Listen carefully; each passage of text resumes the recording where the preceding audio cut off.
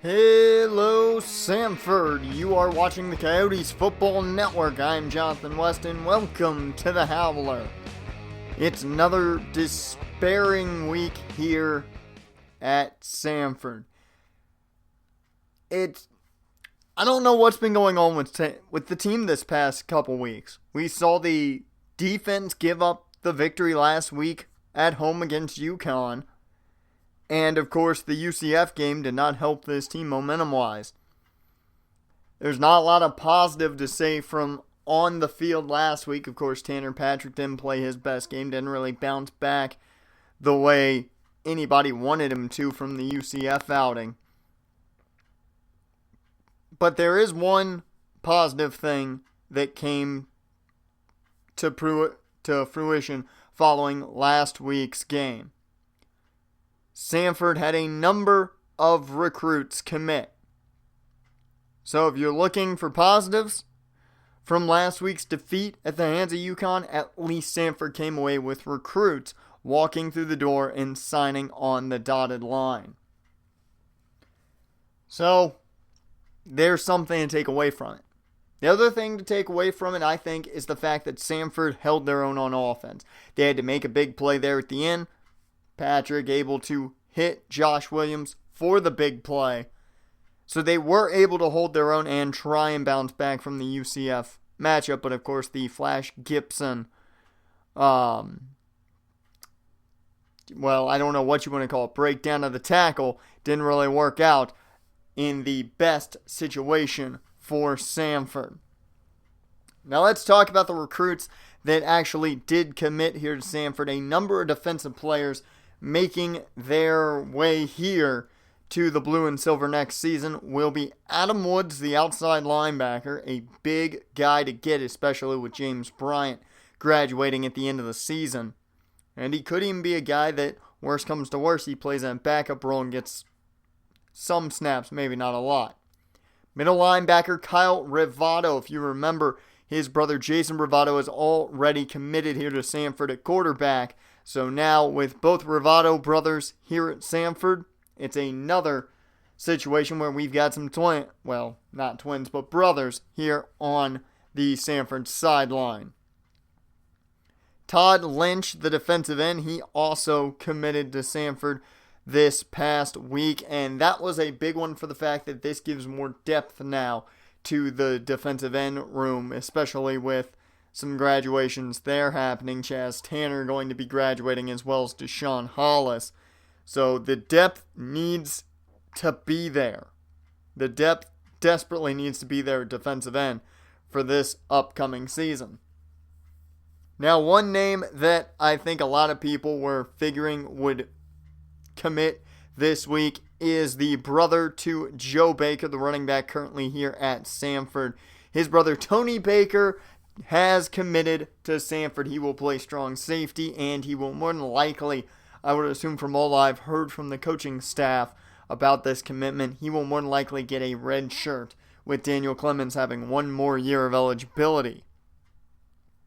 So, Tony and Joe added to the brothers on the Sanford roster. A lot of brothers now on this roster. You've got a ton of them, and a lot of them going to be playing with each other in the same years, it's going to seem.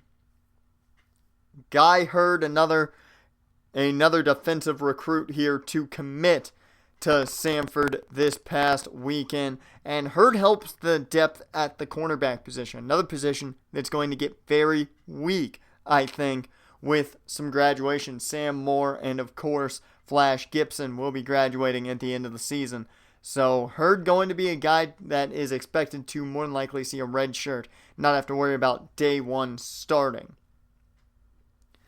Now when it comes to players of the week, Robert McDaniel on the defensive side of things for his 2 interceptions against Sanford last week, and Eric Goff, the running back who went off on USF last week. 30 carries, 253 yards, and 2 touchdowns for the Tulane running back. That is absurd numbers. Speaking of Tulane, they're on top of the AAC currently. And Sanford right now, not out of it. They still have a chance. UCF would have to lose 2 of their remaining games for Sanford to make their way in, and they have to win out. So it is a tough task. If Sanford loses one more game, well, I'd say Sanford's out of the running for the AAC championship game. Now, I'm not saying they're going to do that. Personally, I think every game remaining on the schedule is a winnable matchup for Sanford.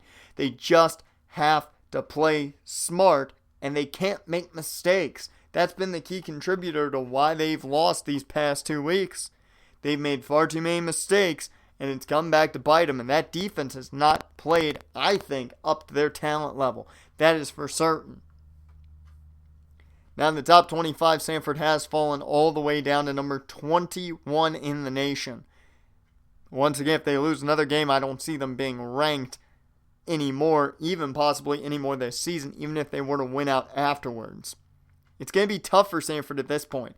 They dropped 11 spots. So it looks to me like the voters not looking the way of the Coyotes favorably anymore. They seem to like them a lot at the beginning of the season, not so much now. This week's got some interesting matchups. The big one, Memphis at UCF. We will have some updates, hopefully, on that game as it goes. And Houston and Cincinnati, another fun one, I think. But let's talk about Sanford's matchup at home here for Senior Day.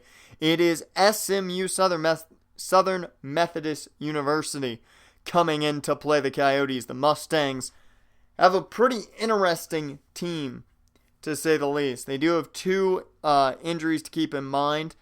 Both could play. We're not 100% sure if they'll be there. So, both up in the air on that one. Now, this situation right now with these 2 teams, very interesting to say the least. Of course, Sanford coming off of 2 losses, taking on the Mustangs. The Mustangs, on the other hand, they're coming off of 2 losses as well, but they have bounced around this year. They've lost 2, they won 2, they lost 2, they won 1, they've lost 2. So if that record continues, I'd say they're going to come away with another W. That doesn't fare well for Sanford. I'm not being superstitious at all here. I'm just saying if it were to continue as it has, it does not bode well for the Coyotes at all. Now, and I'm sorry I said this was Senior Day. This is not Senior Day. Senior Day is next week here at Sanford. But the Coyotes are in for an interesting game this week. One, because of weather conditions. It is projected to be snowing throughout the ball game and even beforehand. So the field looking to be covered in white snow, and it's going to be very interesting to see the game plan drawn up for the Coyotes' rushing and passing attack. Now let's talk about some SMU players to keep your eyes on. Darrell Reese, the quarterback for the Mustangs. His first year playing the redshirt junior, and he has done fairly well so far. 16 and 15 touchdown interception ratio. Completed just over half of his passes. Key component though to Reese, he can move. So a weakness to this defense facing a mobile quarterback. Now he does have a weapon that will be in the backfield, and that's Alfonso Thomas, the senior running back. He's already rushed for over 800 yards, and he has been a big contributor to this offense this season. Expect to see a lot of him this week. At wide receiver, the guy to watch is Victor Patterson, the 6-foot sophomore. It's his first year starting as well, but he's already got 44 receptions and over 500 yards, 6 touchdowns to boot. He is a top guy, and Dustin Jordan's going to have his hands full. Noah Spears on the defensive side of things is the linebacker to keep your eyes on. He's got 2 picks on the year, so Tanner Patrick could be in trouble if the ball ends up anywhere around Spears. And finally, Christian Davis at cornerback. He's the top corner on this Mustangs team. He's also got 2 picks, and he's going to try and cause a lot of chaos for Josh Williams. And I would expect Williams to really struggle against Davis for most of the ball game. He measures out fairly well. I did talk about injuries, and Jeff McClain is one of the ones. He is, I believe, not probable, but very doubtful for this ball game. We'll see if McLean plays, but if he doesn't, this is a big loss for this Mustang defense. And that safety spot could be something that the offense for Sanford could really exploit. As for the Sanford offense, if the weather conditions hold up to what we're hearing, Claude Fleming is going to be a big need. He needs to play well, especially in the snow. It's going to be a lot of running. I would expect Fleming to be the top go-to target for everything if there is snow on the turf. Now, wide receiver Josh Williams, I already brought him up here talking about Davis, the cornerback for SMU, but he is going to be a big target. He is going to be the number one go-to guy. He's got to get open, and Tanner Patrick has to get the ball to him. Now, on the defensive side of things, of course, Big Joe, always a guy to talk about. He's already got 10 sacks on the season. 3 more and he sets a new school record. We'll see if he's able to do it before the regular season ends. See if he does it after the regular season ends. Who knows? But Big Joe's on his way to setting more history here at Sanford. And, of course, we'll keep an eye on Flash Gibson, who led up the game-winning touchdown for UConn last week. So, all eyes on the young man who really needs to make up for what he did last week. That is for certain. So let's talk a bit about where this team has been the past 2 weeks and how they can really get better. And from my perspective here, sitting up in the booth and knowing what I do about this team from my time covering them for the past, 4 seasons, it's an interesting transition for Tanner Patrick. We're seeing him have to try and impress, it seems, this year. And I don't think the pressure's really gotten to him, but I feel he is looking at not only this week but the rest of the season as a way to try and impress for the draft. He was touted as a possible late round pick when the season started. I still think that's where he will be projected come the end of the year. However, the questions are abound of how good this team can be. And it all, in my opinion, comes down to the defense. We've seen the offense win games. We've seen this offense do everything they need to do. And last week's the best contributor to all this. The defense lets it right up. They let up the big play to DJ Turner. His only catch was a touchdown. And, of course, they let up the big game-winning touchdown, did Flash Gibson. The defense has not played up to their potential, and they're going to have to if this team wants to win games, especially late in the year. By bowl season, this team will be up against a tough team, no matter if they're AAC champions or not. So they're going to have to play better on the defensive side of the ball to win pretty much constantly. As long as the offense can move down the field and at least score, I think they have a chance. The defense, though, needs to make sure that that lead, if they have one, stays where it's at. I mean, that's just from what I've seen from this team, especially this year. Especially Tanner Patrick, though still a prime target whenever we're on offense. You always got to talk about him. You always got to watch him.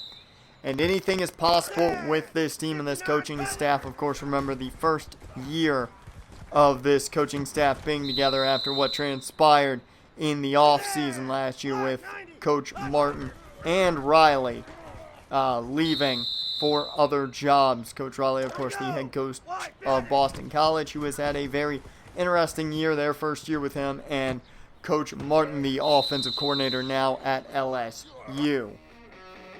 But that's enough to talk about for this edition of the Howler. We're out of time anyways. We got to get ready for this weekend against SMU. It'll be an interesting one, and the Coyotes have to find a way to bounce back. Hello, Sanford. You are watching the Coyotes Football Network, and it is time for more Sanford College football and time to hashtag defend the den as the Sanford College Coyotes are at home once again, and they try to make up for what happened last week against UConn, but the snow is falling here in Sanford, and it is covered.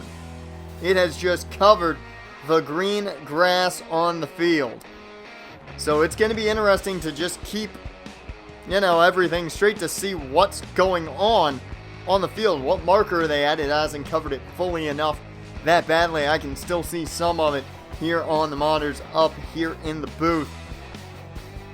But we'll see how tough it is to tell where everything is, where everything's going. And of course with SMU wearing all white, where their players are blending in to the field. But nonetheless, the Coyotes have to bounce back off of 2 straight losses. SMU coming off of the same thing, and if their reputation continues how it has, it does not look bright for the Coyotes this week as they get ready for some more action. SMU gonna get us underway here with the kick, and the Coyotes will get a chance to return Sam Williams as running room, but gets caught up on a blocker. That's gonna only be a gain of 20, as out will come the offense, led of course by Claude Fleming at running back. First and 10 for Sanford out of the I form. Fleming on the run, and he's got room immediately.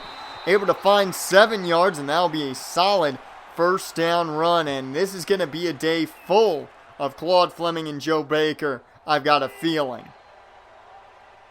Second and 3, still in the I form. As they go back to Claude, he's got more room. Powers through one man and through another. It's a 9-yard gain and a first down for the Coyotes. As it is first and 10 in the offset I. Fleming gets the handoff for a 3rd time straight, and look at the room! To the 30, the 20, 15, and he's down at the 11. What a run by Claude Fleming.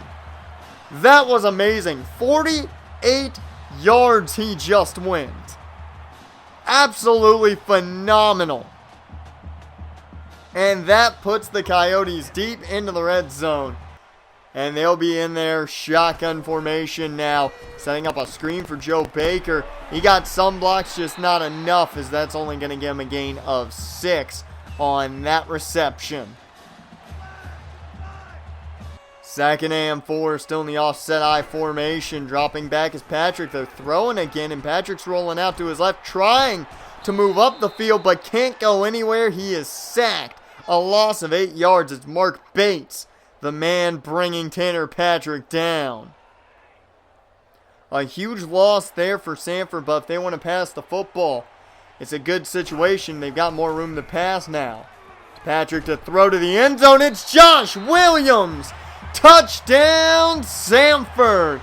The Coyotes strike first as Williams gets his first catch of the day, and it ends in the end zone for 6. So a quick drive that ends in a touchdown for Sanford. Great beginning for them as we've got an update for you. Memphis and UCF, big game here. UCF can't come away with a win if you're a Sanford fan. Memphis is up early. It's SMU football here in Sanford as it's picked off immediately.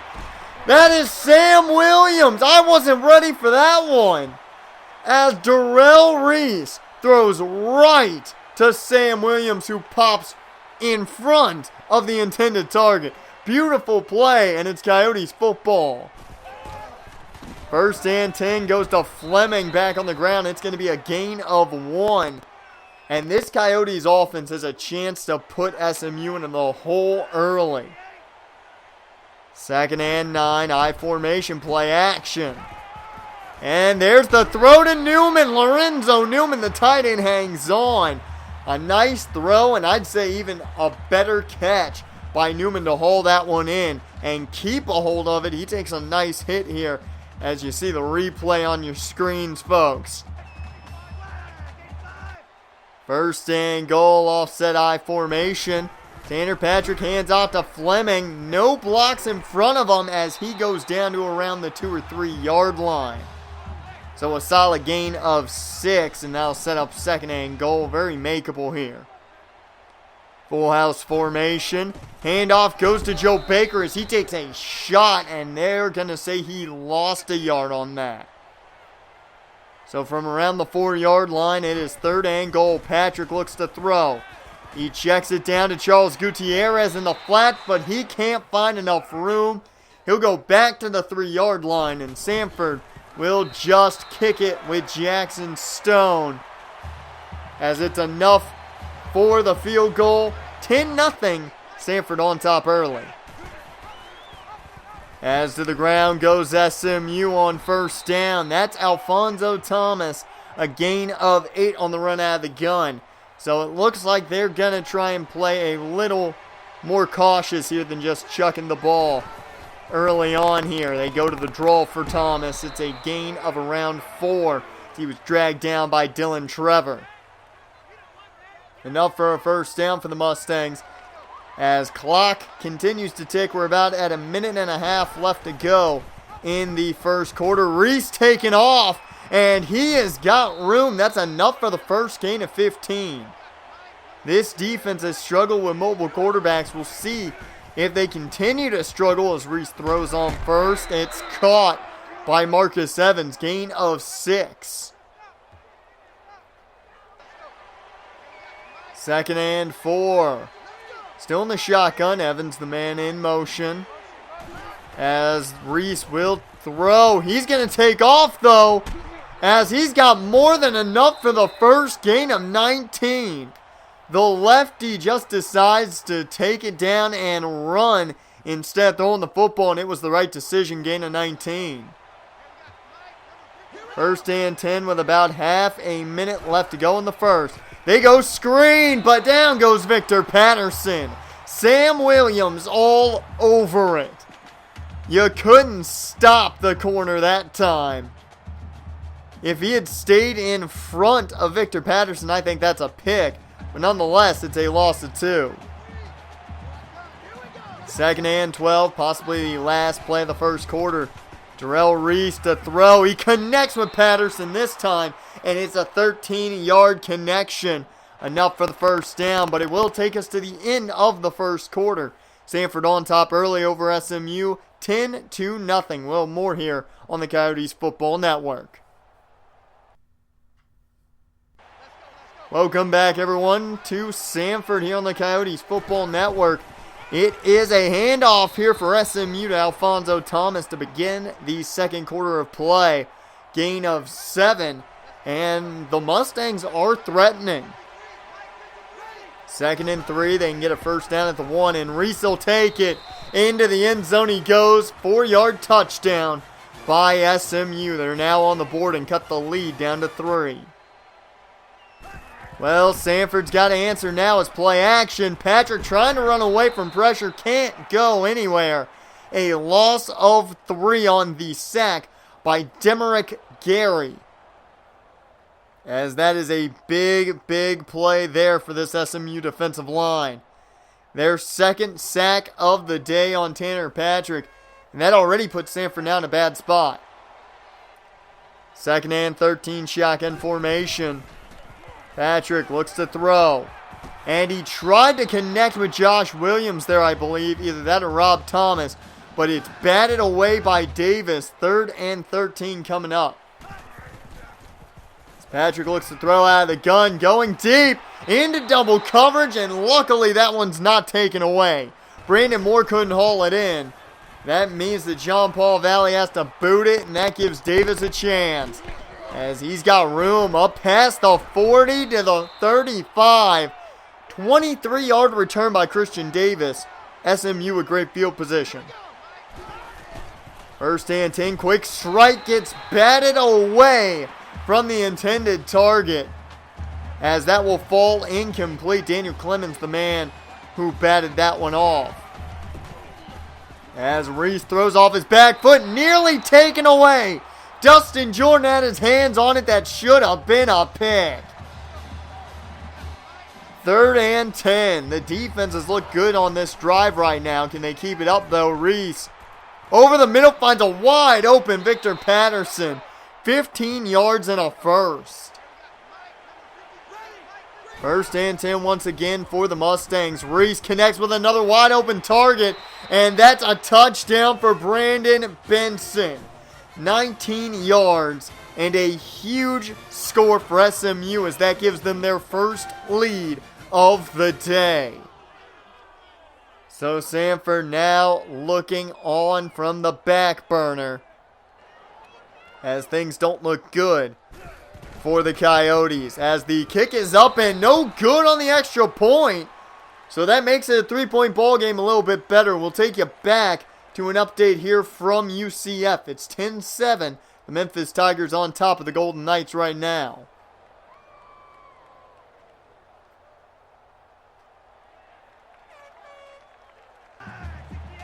Welcome back here to Sanford as the offense for the Coyotes ready to go, and they'll start with the option, but it was sniffed out immediately. Tanner Patrick loses 3, tackled by Miles Duke, and that is not what you need here when you're down. 2nd and 13. Patrick hands off to Joe Baker, who checked in the ball game, and it will be only a game of about 1.5 on that carry. This team needs to find some momentum, and it starts with this 3rd down. It's out of the tight formation. Patrick to throw. It was a wide open Josh Williams, but he overthrows him. A missed play there for the Sanford offense as SMU takes over. Reese taking off, and he's got the 1st down and more into Sanford territory down and around the 35. The mobile quarterbacks are killing this defense. Doesn't matter what happens, they're finding room to run. 1st and 10 now out of the shotgun. Reese off the option. He's got room. Gets a block, but he is brought down. That's Daniel Clemens. Stops him for only a gain of 4. 2nd and 6 here. Shotgun formation. SMU goes option again as Reese had room but couldn't cut upfield. He's brought down by Sam Moore. That is going to be a loss of 1 on that run. So at least a positive situation for the Sanford defense. They get a loss on that tackle. Defense chance allowed here in the stadium as Reese looks to throw. He connects with Wall, but what a shot by Joe Irvin. It will be short of the mark, but Joe really let him have it. They'll set up for the place kicker here. The kick is up, and it is well short. That means it's Sanford football, and they're going to have great field position. So good starting field position as Claude Fleming begins the ground game, and 15 yards right off the bat to start this drive. That is a great beginning for Fleming as a new set of downs here for the Coyotes. They go back to the ground, and Fleming fighting for yards, and he can only muster 2. But nonetheless, it's a positive gain, and you got to look on the bright side with that. 2nd and 8. Baker the man in, and they go play action, but Brand has to pick up a fumble from Tanner Patrick. Luckily, he's able to grab it. It's a loss of 6 on the sack force fumble by Christian Davis off the cornerback blitz. Brant never picked up Davis, and that's what forces the bad situation. 3rd and 13 now, 1.5 minutes left in the half as Baker gets it on the screen.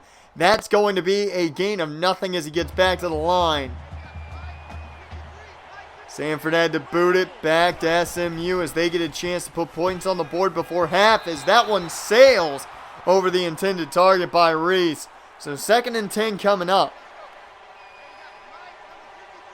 Out of the 5 wide set, Reese looks to throw. He connects with Wall again, but that'll be only a 3-yard gain. 3rd and 7.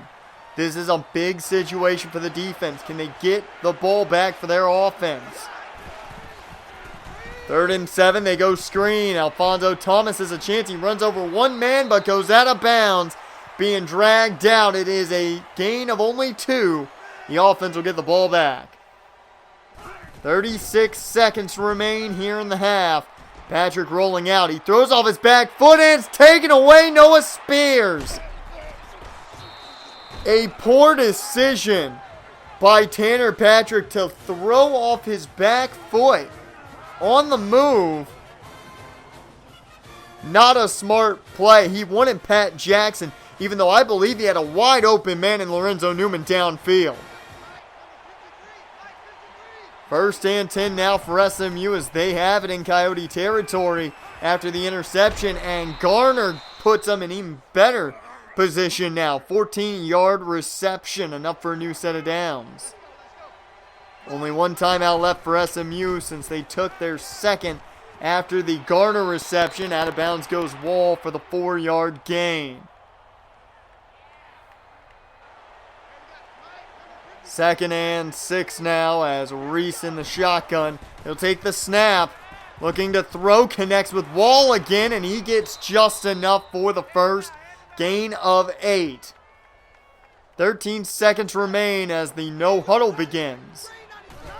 Reese takes the snap. He's looking to throw to the end zone, and Wall lays out. He catches it. Well, this just got real bad real fast, folks. It's a 3-possession ball game now here for Sanford. At one point, they were up 2 scores. Now they're down 3. As the extra point is up, and it will be no good as it just goes wide left. So a break there for Sanford as we take you to a studio update. As UCF ups their lead now here over Memphis. It is 14-10 as the Golden Knights lead the Memphis Tigers. This is not good. As one play remains, and it looks like they're going to try and make something happen. Patrick going deep, and that one just falls incomplete, almost taken away. But they tried to make something happen at the end of the half. It didn't work. 19-10, SMU up as we head into the half.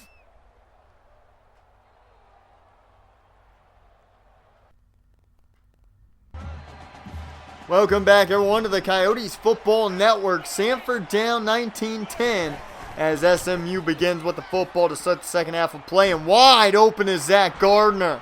And he's got a big play to begin things, 32 yards. And I don't know what the issue was there, but no one was around Gardner. Look at how much room he had. Plenty, and he could just run as far as he felt like it.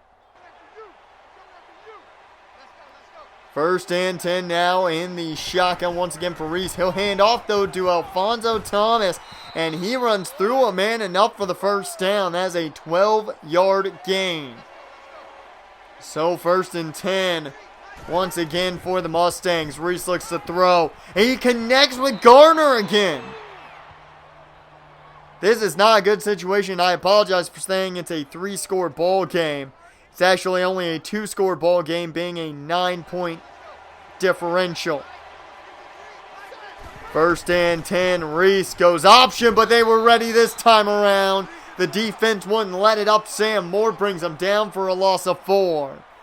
Great play by Sam Moore, and Justin Moss was right there to help.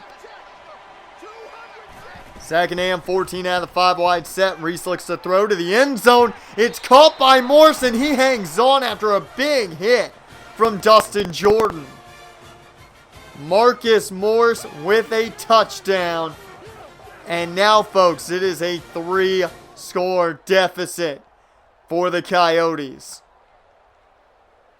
This is the last thing anybody wanted to see is now SMU goes for 2. They hand off to Thomas, and it is enough for the 2-point conversion.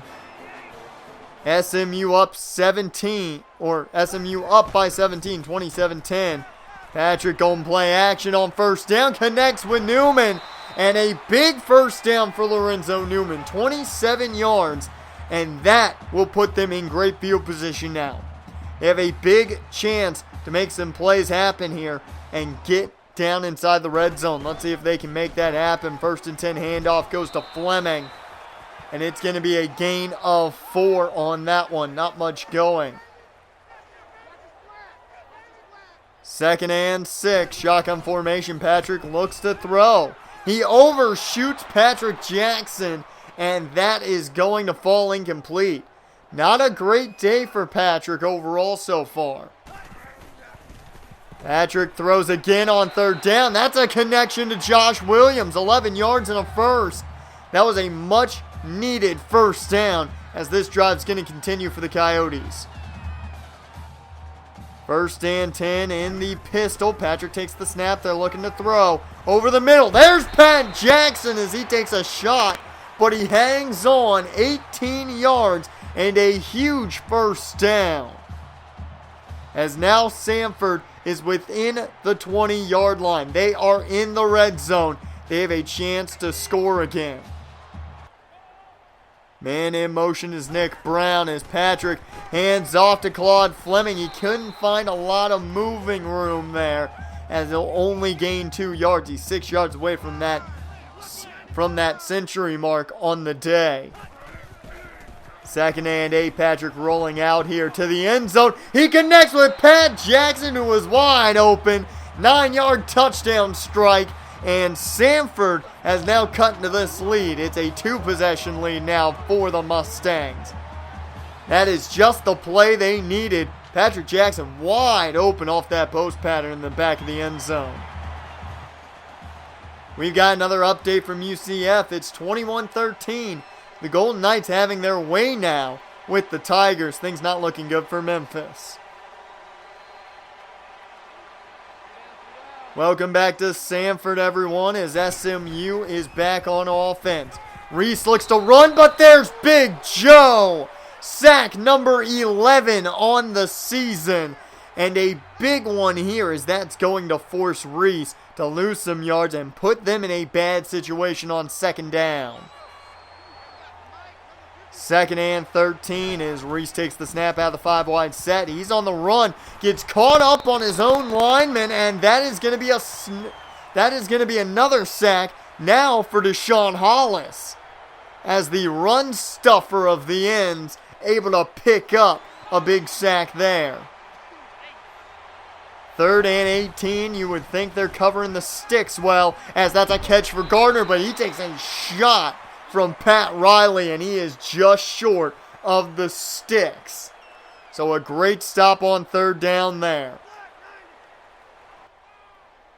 First and 10 for Sanford after the punt from SMU, and Joe Baker trying to get around the edge, couldn't get the one block he needed. So it will be only a gain of 3 on the pitch.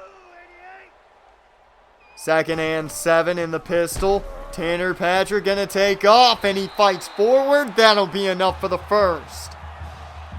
So the Coyotes trying to make this drive count just as much as the last. They'll go play action here. Over the middle. That is Pat Jackson. First down, gain of 16. He's gotten quite involved in the passing game as of late. First down, and they go back to the ground game with Fleming. He is over the century mark with that run, 1 yard away from the century mark with that run, as it'll bring up 2nd and 5. Patrick tried to get the wheel route, but very well covered by Christian Davis, and that was closer to being a pick than a catch. 3rd and 5, pistol formation. They go option again. And Patrick fights through one tackle and a big first down. Gain of 11 as that brings the team now over the century mark. First and 10, Patrick to throw. Over the middle, connects with Joe Baker, and he hangs on. 9-yard gain. This will be the last play of the third quarter. If they can get it off, they do. Patrick rolling out off the play action. He's going to take off, and touchdown Patrick as he dives over the pylon. What a play to end the third quarter. Sanford scores, and it's a 3-point ball game, 27-24, as your Coyotes have a chance here going into the fourth. We'll be back here on the Coyotes Football Network.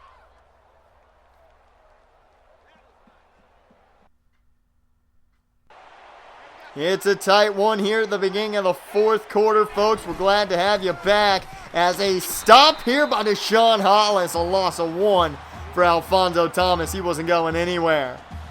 2nd and 11 coming up for the Mustangs. It's a tight one, 27-24, as Reese looks to throw. He's going to try and take off. He's bottled up, though. Shea Faraday, the young pass rusher, uses one hand to pull Reese down. He was being very well blocked by the right tackle, but he fights his way inside to get one hand on Reese and pull him to the turf. Good job by Faraday. 3rd and 14 now. A big situation here for the Sanford defense. Reese looks to throw. Check downs to Garner, and he doesn't go far. Gain of 3, and they're going to have to punt it. Sanford in great field position at the 50. They have a chance here to get back the lead. A nice run here from Claude Fleming, a gain of 7. And they have kept it on the ground a lot today. It's 106 total on the ground for Fleming. 2nd and 3. They go Baker now, who checked in as he bounces off a tackle, but had to go backwards. And he only gains 1 yard because of it. So it's 3rd and 2 now instead of a 1st down. Patrick looks to hand off again, and that's going to be Fleming. 4-yard rush. 1st down, and Sanford just needs to run this clock. If they score, just run enough clock as you can. Don't worry about scoring a touchdown as they hand back off to Fleming, who maneuvers back towards the middle of the field, and it is a 3-yard gain. 2nd and 7, still in the shotgun. Baker in the ball game, and they're going screen. As Baker bounces off a would-be tackler, stays on his feet though, and it is a 3-yard gain off the screen. A much more manageable though 3rd down. 3rd and 4 in the pistol. Handoff goes to Fleming. I'm sorry, it's an option as that is Patrick taken off. 10-yard gain and another 1st down. His jersey is not clean at all, but it's his own doing for the most part. 1st and 10, and that's the Wildcat, Tyrese Baker, in the ball game. But he goes down as a unblocked blitzer comes in, and Brandon Moore just has an easy shot on Tyrese Baker. Another loss on a sack here for Sanford. It is 2nd and 17 now. Patrick back under center. He drops back, going deep, and that's taken away. Intended target was Lorenzo Newman. They love that streak pattern with the tight end, but Patrick went right down the middle. Didn't try and get it over the top of the defenders. Went right down the middle with it, and John Richards takes it away. 1st and 10 now for SMU, as time is not on the Coyotes' side, as a 2-yard gain by Alfonso Thomas. If they can stop him here on this drive, they have a big opportunity in front of them. They do have all 3 timeouts as Reese looks to throw. No, he's going to take off instead. That's a 1st down and more. They hit him out of bounds as that's an 18-yard gain. Sanford going to have to start using their timeouts now as they haven't used any yet. Reese tries to take off, but he's brought down. James Bryant, good tackle for a loss as the 1st timeout taken by the Coyotes. 2nd and 12, shotgun formation. Handoff goes to Alfonso Thomas. He's brought down by Pat Riley. A gain of 5, but it brings up 3rd. 3rd and 7. Can Sanford stop him? Reese takes off, and he gets the 1st down. And that, folks, will seal the game. As once again the Coyotes fall short, and it's deja vu when it comes to the score. 27-24, the SMU Mustangs win this ball game. And to know that it ended thanks to an interception just is too much like the Coyotes of old. I talked about having covered this team for the past 4 seasons when they started here in the FBS, and I mean, that's what we saw end games for Sanford and forced them to lose. back then at the beginning was late game interceptions. And here it happens again, this time with Tanner Patrick not making the right choice to throw over top the defenders. Now it's a 3-game losing stint, and, well, things don't look good going into senior day. We will see you folks next week. I've been Jonathan West. You've been watching the Coyotes Football Network. Hopefully the tide changes come senior day.